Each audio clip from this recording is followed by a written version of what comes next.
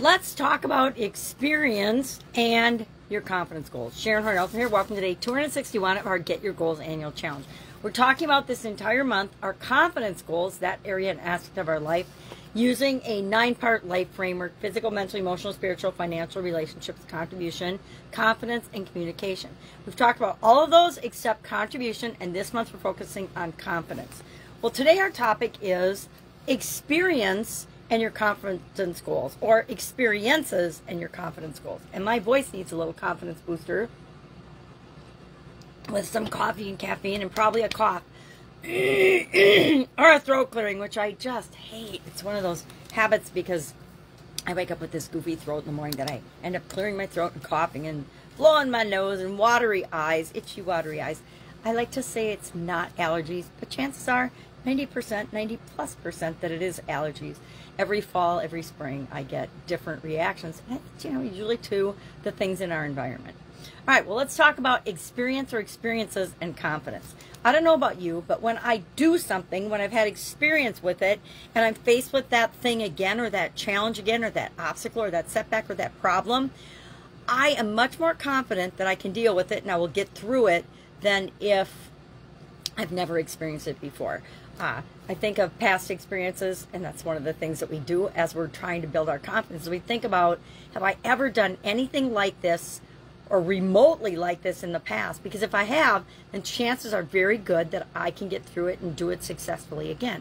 So when it comes to getting a job, having a new job, starting a new job, starting a business, having a new business, building a business, those are things I'm extremely confident in because I've had a lot of success in those areas.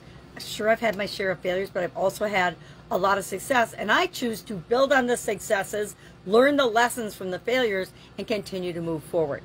Now, painful confession here, with respect to relationships, not family and friends, but personal, committed partner relationships, I haven't had that much success, right?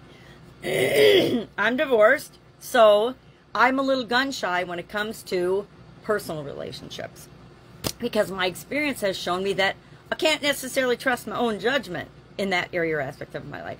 So why is it that I'm super confident in many areas of my life, but that one area I'm less confident in? Because my experiences have been different. What I deem success in a relationship is different than how I define success in other areas and aspects of my life. And that might be something I need to look at today and say, okay, what is my actual definition of a successful partnership or relationship? And I'm not talking business partnerships, because those I'm fine with, but personal one-on-one relationship, for me, a love romantic relationship, that's what I'm talking about, has been less than successful, right? So our experience definitely colors our confidence when it comes to different areas and aspects of our life. So confidence is the result of experience, and usually it's the result of successful experiences, right?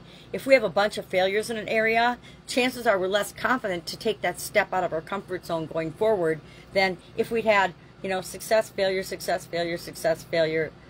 Then we're willing to put ourselves out there, put our foot out of our comfort zone in order to do something. So 4 elements of confidence are, of course, exposure, failure, reflection, and compassion. And usually it's compassion for ourselves and cutting ourselves a break when we've had a failure. 3 things and 3 steps to build confidence, and based on experience, right, is reflect on the past. What past experience have I had in this area? So you're faced with a challenge or an obstacle, and you're like, okay, the first thing you ask is, have I done anything like this? Have I seen anything like this? Do I know anyone who has successfully navigated this situation or done this before? I wish I had talked to people as I went through my divorce, but you're ashamed. You don't think, I never thought I'd get divorced, but naive, right? But we reflect on our past and we pull out the experiences that we need from that. We want to act immediately. As soon as we know what to do or what next step to take, we want to take that next step, because the faster we take action, the faster we overcome our fear or our resistance or our procrastination or our resistance to doing the thing that we need to do or want to do to move us toward what it is that we want.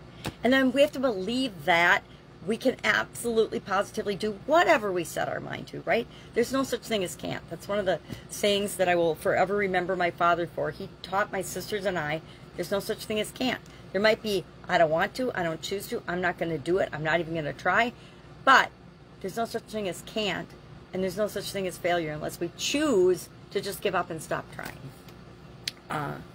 So I will always choose experience over things. And I found a list of 10 benefits of choosing to have an experience over a material thing. And I don't know if it's appropriate or not. I guess I'll just share the things quickly. I think it kind of is, because it reminds us so often, and I think the older I get, the more I realize this, we spend so much of our life accumulating stuff and things. And the truth is, none of it really matters, because all the stuff that we accumulate isn't coming with us when we leave, when we die, right? When we die, when we leave the planet, it's not coming with us. The only thing we're bringing with us are the experience and the memories and the things that we mentally have, right? I personally believe that we are not just done when we die, that our soul moves on, and with it comes all those experiences, all the love, all the feelings, all the thoughts, feelings, and beliefs and experiences that we had when we were here go with us, but none of the material stuff. No magnifying glasses are coming with me. So what are some of the reasons? And our action item today is just to think about the impact your experiences are having on your level of confidence. If your confidence isn't what you want to be in any area or aspect of your life, think about that today and compare it to the areas where you feel super duper confident. That's totally what I'm doing today. Why do I feel super duper confident in business and life in certain areas, and then other areas I don't? Relationship, personal, and even in some relationships I feel confident, others not so much. So I want to compare and contrast those and figure out what have my experiences been and what impact has that had on my confidence in those areas and aspects. So what are these things? Why are experiences more important than things? Number one, they make you happy. Number two, they're social. Number three, you learn and grow from them. Number four, they teach you new skills, and there's a story behind each of them. Experiences can be shared with another, or with other people, or with other environments. They're an opportunity to move people. Memories are better than stuff. I will say, given the choice to have an experience and do something with my grandkids versus getting them a present at Target or wherever, I will choose to go to the zoo, go to the park, go to the playground, do something with them, because they're going to remember that long after they quit playing with the toy or the gizmo that they happen to get as a gift. 9, things can be replaced, experiences cannot. Once we have an experience, it's with us forever. Stuff, magnifying glasses, when they break and need new batteries, can be replaced, but our experiences stay with us forever. My experience of learning something new stays with me forever. Once I learn it, unless something happens and I get a brain injury, I'm probably going to have that with me. And probably in my brain, it's always there anyway. And then finally, people are more important than things. People are, and relationships are far more important than any material things that we ever could have. And so often, boy, we forget that. Different areas and stages of our life, we definitely forget that. So that's it. Think about your experiences today and the impact they have on your confidence. Again, in different areas. Share an aha moment that you have doing that. And I will, of course, be with you tomorrow for day 262. More confidence goals related topics as we work toward the end of the month, where we're going to go through our goal setting process, our goal getting process, and apply that specifically to a confidence goal. So you can start thinking about, hey, this is a confidence area I don't have a ton of experience in. Maybe I want to pick that for the goal that I'm going to set and go through our process with at the end of this month. All right, have a great day. Questions, hit me up. Otherwise, I'll be with you tomorrow. Bye.